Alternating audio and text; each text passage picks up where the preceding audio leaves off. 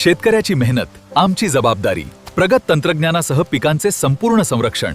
इडीमॅक्स biotech, तुमच्या शेतीचा खरा पार्टनर. वातावरणामध्ये मोठा बदल झालेला आहे. आपण 17, 18, 19 एप्रिल या 3 दिवसामध्ये पावसाचं वातावरण कसं असणार आहे आणि कोणकोणत्या ठिकाणी पावसाची शक्यता वर्तवली जाणार आहे त्याची संपूर्ण माहिती आपण या ठिकाणी घेणार आहोत.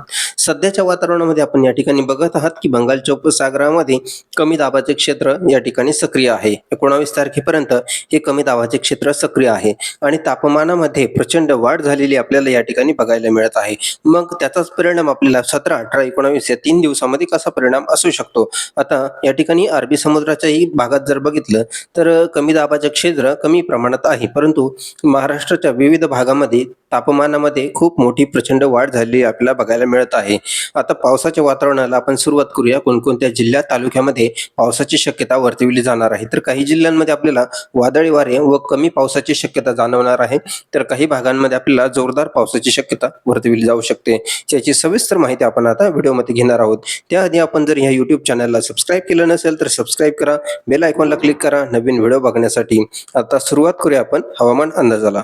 सकाळपासून जर वातावरण बघितलं तर आपल्याला मुंबईसह पालघर, वसई विरार तसंच वाडा, ठाणे, उल्हासनगर, नवी मुंबई, नेराल, पेन, अलिबाग या ठिकाणी जर बघितलं तर आपल्याला ढगाळ वातावरण सकाळपासूनच आपल्याला बघायला मिळत आहे. तसंच आपण रत्नागिरीच्या काही भागातही आपल्याला सिंधुदुर्ग, शंकपारा इथे आपल्याला ढगाळ वातावरण 17 तारखेला सुरुवातीपासून सकाळपासूनच बघायला मिळत आहे. त्यानंतर वातावरण थोडंसं कमी होईल आणि सर्वत्र महाराष्ट्रामध्ये पुणे, अहिल्यानगर, संभाजीनगर, नाशिक, मालेगाव तसंच रत्नागिरीच्या काही भागात ढगाळ वातावरण जे असणार आहे ते एकदम हलक्या प्रमाणामध्ये ढगाळ वातावरण असणार आहे.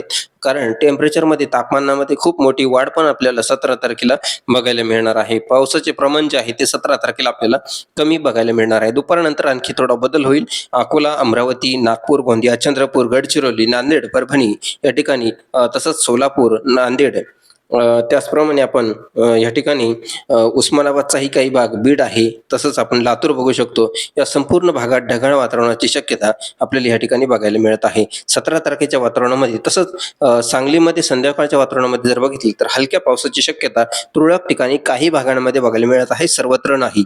तसंच 18 तारखेचं वातावरण जर बघितलं तर 18 तारखेला दुपारनंतर पावसाची शक्यता वर्तवली जाणार आहे. सकाळच्या वातावरणामध्ये जर बघितलं तर नाशिक, जळगाव, धुळे, अकोला, अमरावती तसंच नागपूर, गोंदिया, चंद्रपूर, गडचिरोली तसंच या ठिकाणी नांदेड, परभणी, सोलापूर, लातूर या ठिकाणी ढगाळ वातावरण आपल्याला दुपारपर्यंत बघायला मिळणार आहे. दुपारनंतर पावसाला सुरुवात होणार आहे.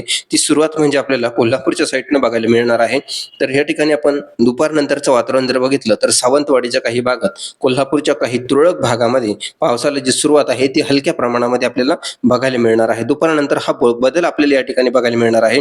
कोल्हापूरच्या काही भागात त्या म्हणजे पोर्ला आहे, सांगरुळ आहे, गगनबावडा आहे, रायपट्टणमचा भाग आहे, मलकापूर आहे, कोकारूनचा काही भाग आहे, तसेच शंकपारा, बेलेकर, देवरुख आहे, माठचा काही भाग या ठिकाणी आहे, संगमेश्वर आहे. या ठिकाणी आपल्याला पावसाचं वातावरण होणार आहे.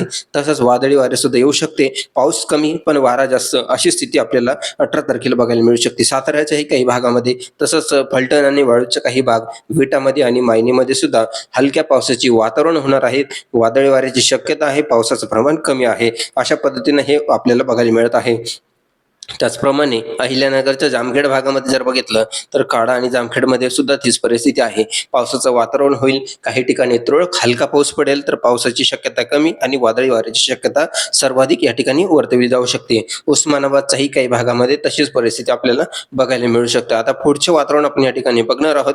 आपण या ठिकाणी साताऱ्याच्या भागात आपण बघितलं तिथं सुद्धा काही परिस्थिती आपल्याला तशीच बघायला मिळालेली आहे. आता अक्षय तृतीया 19 तारखेच्या वातावरणामध्ये आणखी बदल झालेला आहे. मागच्या व्हिडिओमध्ये सांगितल्याप्रमाणे या व्हिडिओमध्ये सुद्धा आपल्याला थोडासा बदल आपल्याला या ठिकाणी बघायला मिळणार आहे. तो बदल म्हणजे काही भागांमध्ये पावसाची तीव्रता वाढलेली आपल्याला या ठिकाणी बघायला मिळणार आहे. आता आपण सविस्तर माहिती 19 तारखेचा अंदाज या ठिकाणी घेत आहोत. पुढील सुद्धा माहिती आपल्याला जर बदल झाला तर आपल्याला व्हिडिओच्या माध्यमातून कळवलं जाणार आहे. त्यासाठी आपण चॅनलला सबस्क्राईब केलंय की नाही बघून घ्या. नसेल केलं तर तातडीने करा. कोल्हापूरच्या संपूर्ण भागात पावसाचं वातावरण होणार आहे 19 तारखेला दुपारनंतर. त्याचप्रमाणे तिथे आपल्याला कोंडलीचा काही भाग, इस्लामपूर आहे, शंकपारा आहे, तासगावचा भाग आहे, या ठिकाणी गारगोटी, निपाणी, चिकोंडी या ठिकाणी सुद्धा आपल्याला पावसाचं वातावरण होणार आहे. पाऊस सुद्धा आपल्याला काही तुरळक ठिकाणी बघायला मिळणार आहे. सांगली आहे, तासगाव आहे, कोची आहे, विटा, कराड इथे सुद्धा आपल्याला काही भागांमध्ये पावसाची शक्यता बघायला मिळणार आहे. साताऱ्यामध्ये जर बघितलं तर साताऱ्यामध्ये सुद्धा आपल्याला तुरळक ठिकाणी आहे परंतु पुन्हा एकदा आपल्याला दुपारनंतर थोडा बदल होणार आहे, कारण कर्नाटकाकडून आपल्याला बेळगावच्या काही भागाकडून तीव्र कमी दाब आल्यामुळे पुन्हा एकदा कोल्हापूरच्या काही भागांमध्ये पावसाची शक्यता वाढणार आहे. 19 तारखेला संध्याकाळचं वातावरण साधारणतः आपल्याला 3, 4, 5च्या दरम्यान हे वातावरण बघायला मिळू शकतं. तिथे इस्पूर्ली आहे, कागल आहे, तसंच बिद्री आहे, या ठिकाणी सांगरोल आहे, कोल्हापूर आहे, इचलकरंजी या भागांमध्ये आपल्याला त्याचा परिणाम बघायला मिळू शकतो. राधानगरी आहे, पोंढा आहे, गारगोटीचा काही भाग या ठिकाणी आहे, इथे त्याचा परिणाम आपल्याला जाणवू शकतो. पाऊस म्हणजे खूप मोठा नसणार आहे, थोडंसं पाऊस आणि वादळी वारे अशा पद्धतीचा हा पाऊस आपल्याला बघायला मिळणार आहे. तसंच आपल्याला या ठिकाणी सांगलीच्याही काही भागात तोच परिणाम आपल्याला बघायला मिळत आहे.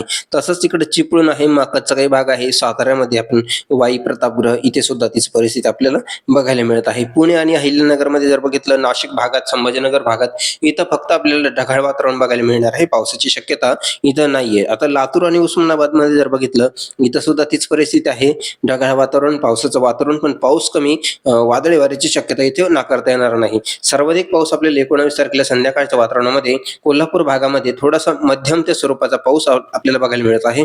पुन्हा एकदा थोडासा बदल होईल 19 तारखेला जत, शंख, चंदनच्या आणि सांगोलीच्या काही भागात, पंढरपूरच्या काही भागात असा या ठिकाणी आपल्याला मध्यम स्वरूपाचा पाऊस बघायला मिळू शकतो. सोलापूरमध्ये आपल्याला तुळजापूरच्या काही भागात आपल्याला या ठिकाणी पाऊस आहे. तुळजापूर आणि उस्मानाबाद, उमरगा या भागात आपल्याला पावसाची शक्यता आहे. तसंच औसा आणि निलंगा, लातूर, शिरूर, अंतपाल, उदगीरच्या काही भागात पावसाची शक्यता आहे. चौसाळा आणि कळंबचा काही भाग, या ठिकाणी बीडच्या काही भागात सुद्धा आपल्याला पावसाची शक्यता आहे.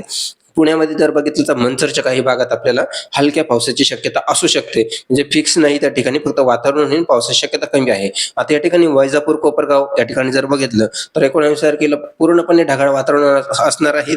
पूर्ण कमी दाब, बंद हवेचं ठिकाण या ठिकाणी असणार आहे.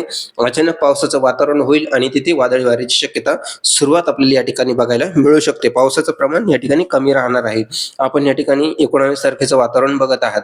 हे या ठिकाणी आपण जर अजूनही चॅनलला सबस्क्राईब केलं नसेल तर करून घ्या. त्या ठिकाणी लातूर, अहिल्यानगर, संभाजीनगर, त्याचप्रमाणे बीड, उस्मानाबाद, सोलापूर, लातूर या ठिकाणी असे वातावरण आहे 19 तारखेला संध्याकाळच्या वातावरणामध्ये. सोलापूर पण आहे त्यामध्ये, की ढगाळ वातावरण असणार आहे, पावसाचं वातावरण होईल, पण पावसाचं प्रमाण काही ठिकाणीच पडेल तर काही ठिकाणी पडणार नाही, परंतु वादळी वाऱ्याची शक्यता या ठिकाणी वर्तवली जाऊ शकते. पावसाचं प्रमाण थोडंसं कमी आहे, कारण पाऊस जो आहे तो या ठिकाणी आपल्याला कर्नाटकाच्या भागात बघायला मिळत आहे. आता पुढील अंदाज जो आहे आपण 20 ते 24 तारखेचा, यामध्ये सुद्धा थोडा बदल झालेला आहे आणि पावसामध्ये थोडीशी वाढ झालेली आहे. आपण ते व्हिडिओ पुढील भागामध्ये नक्कीच बघूया. त्यासाठी चॅनलला सबस्क्राईब करा. भेटूया पुढील व्हिडिओमध्ये. तोपर्यंत नमस्कार, धन्यवाद.